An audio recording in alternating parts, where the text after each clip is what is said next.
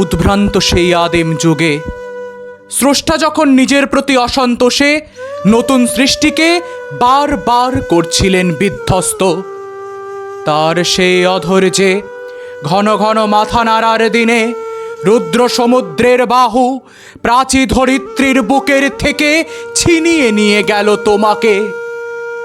Africa বাদলে তোমাকে বনস্পতির নিবিড় পাহারায়, কৃপণ আলোর অন্তঃপুরে। সেখানে নিভৃত অবকাশে তুমি সংগ্রহ করছিলে দুর্গমের রহস্য, চিনছিলে জল স্থল আকাশের দুর্বোধ সংকেত, প্রকৃতির দৃষ্টি অতীত জাদু মন্ত্র জাগাচ্ছিল তোমার চেতনাতীত মনে। বিদ্রুপ করছিলে ভীষণকে বিরূপের ছদ্মবেশে, শঙ্কাকে চাচ্ছিলে হার মানাতে, আপনাকে উগ্র করে বিভীষিকার প্রচণ্ড মহিমায় তাণ্ডবের দুন্দুভিনী নাদে। হায় ছায়াবৃতা, কালো ঘোমটার নিচে অপরিচিত ছিল তোমার মানবরূপ। উপেক্ষার আবিল দৃষ্টিতে এলো ওরা লোহার হাত করে নিয়ে, নখ যাদের তীক্ষ্ণ তোমার নেকড়ের চেয়ে। এলো মানুষ ধরার দল, গর্বে যারা অন্ধ তোমার সূর্যহারা অরণ্যের চেয়ে। সভ্যের বর্বর লোভ নগ্ন করল আপন নির্লজ্জ অমানুষতা। তোমার ভাষাহীন ক্রন্দনে বাষ্পাকুল অরণ্য পথে পঙ্কিল হলো ধূলি তোমার রক্তে অশ্রুতে মিশে।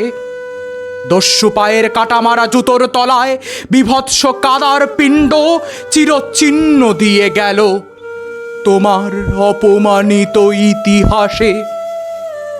সমুদ্র পাড়ে সেই মুহূর্তেই তাদের পাড়ায় পাড়ায় মন্দিরে বাজছিল পূজার ঘণ্টা।